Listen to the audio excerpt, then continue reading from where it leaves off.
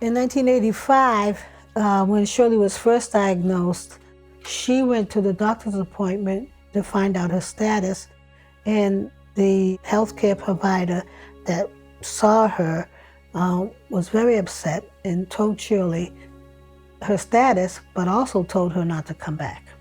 The first question that somebody asked us back then was, how'd you get your HIV? And why were they asking that? Well, the excuse at the time was based on how you were infected could change my course of treatment for you. People are afraid of what they don't know. And most folks didn't really know, didn't really understand what HIV was. You would sit down at a table and everybody else would have nice china and you would have disposable place settings in front of you. They didn't invite us to their house anymore or stuff like that. But we have plenty of friends, so we lose a couple.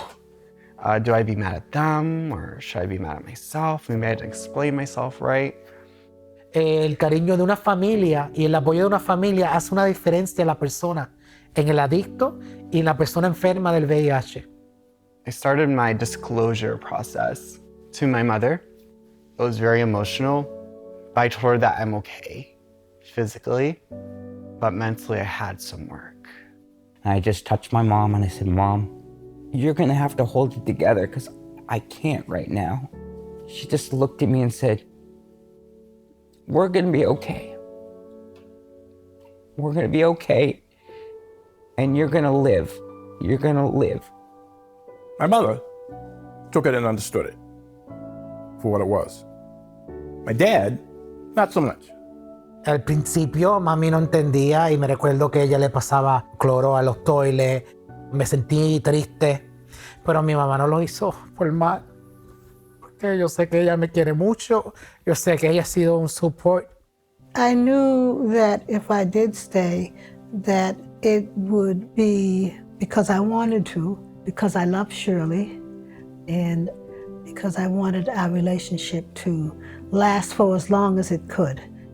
With Lamar, there were no conditions. It wasn't, you have to be this type of person for me, or carry yourself in this manner in order for me to love you.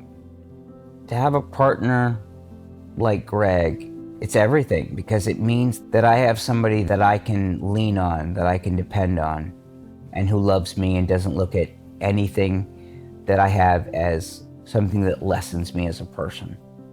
Mi abuela para mí es mi todo. Y yo me recuerdo cuando yo le dije, ella todavía estaba en su mente correcta para entender. Me recuerdo que ella me besaba, me tocaba, me decía tantas cosas bonitas. One of the first things that I needed to do was make amends to my then 15-year-old son. Even to this day, that was probably one of the most difficult conversations that I've ever had. My daughters, on the bad days, are the reason I get out of bed and get up at all sometimes, honestly. I vividly remember it was a Saturday morning, and one of them came up to me and started asking questions about HIV.